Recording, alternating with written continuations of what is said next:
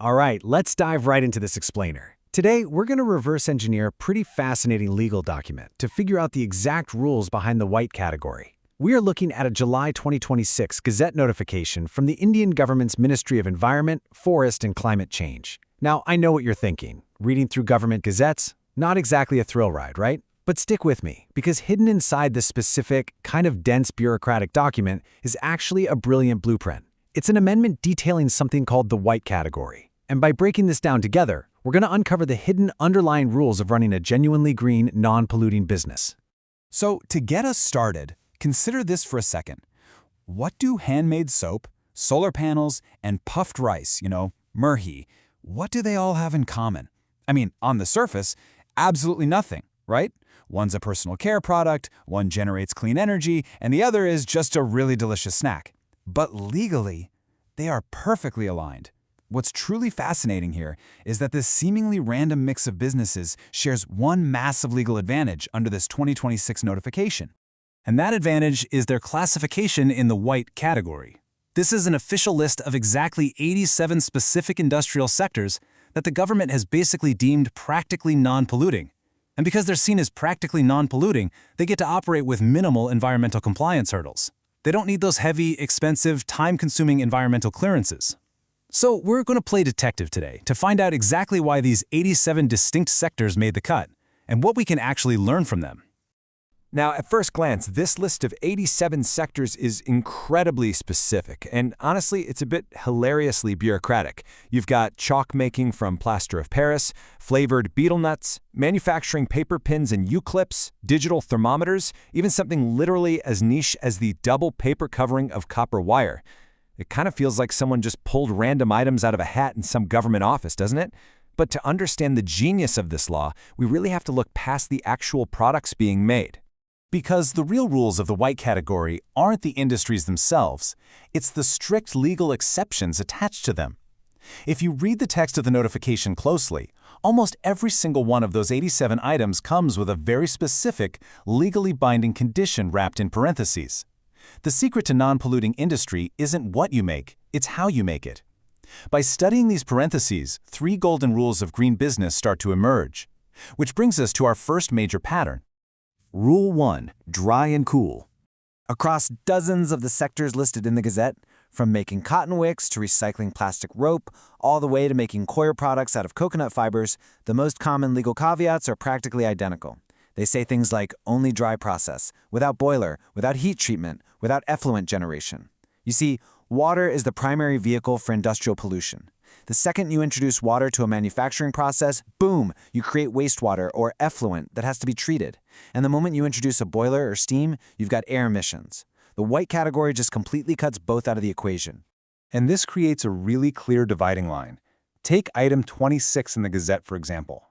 Handloom or carpet weaving. You can weave beautiful carpets all day and stay in the white category, totally free of heavy environmental red tape. But check the parentheses. It says, without dyeing and bleaching operation. The very moment you introduce wet dyes, bleaches, and water to wash those textiles, you generate toxic wastewater. You've broken the rule, and you're immediately kicked out of the white category. Another really great example is item 13, soap manufacturing. The condition here is handmade without steam boiling or boiler. By legally mandating that something like soap is made by hand without a boiler, the government entirely eliminates the risk of heavy emissions and industrial wastewater right at the source. If you want the legal easy street of the white category, you simply have to engineer the heat and the water right out of your process. Okay, moving on to Rule 2. Size actually matters.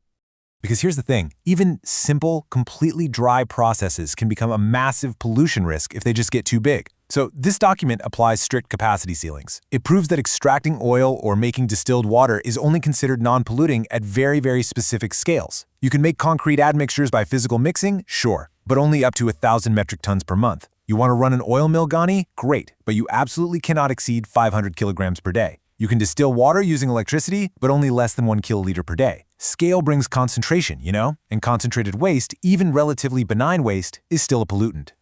Now, notice this really specific sweet spot the government has identified for the food industry, greater than 0.5 tons per day, but strictly less than 1 ton per day.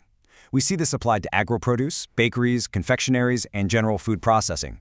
For bakeries and food processors at this size, they're actually explicitly allowed to discharge waste into the municipal sewage system, as long as it connects to a terminal sewage treatment plant, or STP.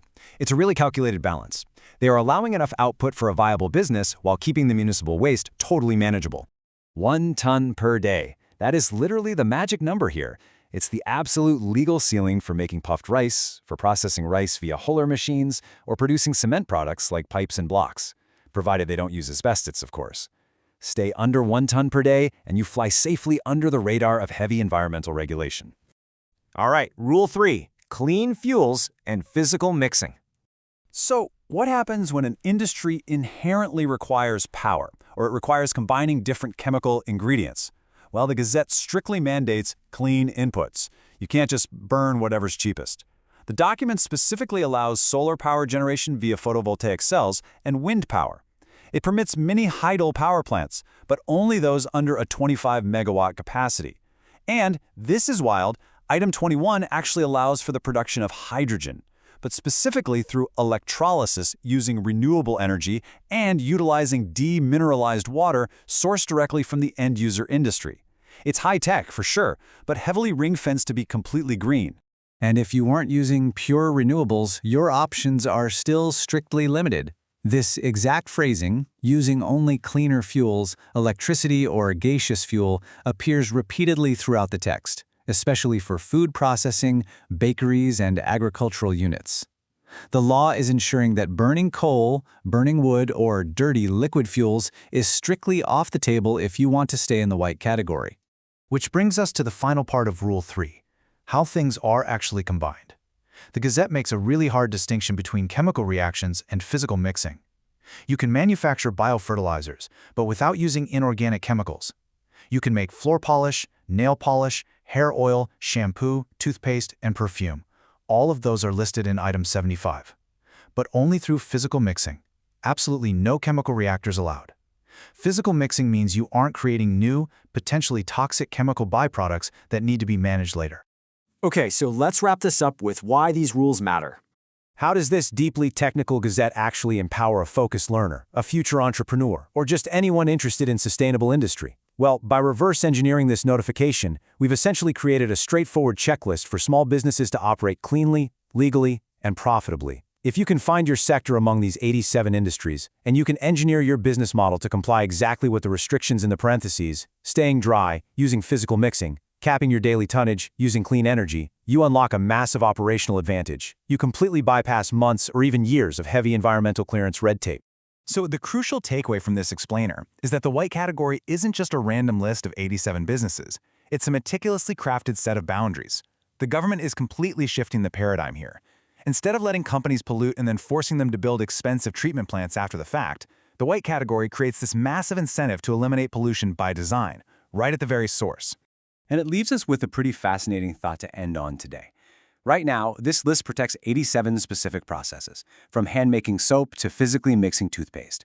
But as clean energy like green hydrogen becomes cheaper, and as dry manufacturing processes continue to evolve and improve, how many more industries will learn to play by these rules? What heavy, dirty industry of today will innovate its way into becoming a perfectly clean, white category sector of tomorrow? Definitely something to think about. Thanks for joining me on this deep dive.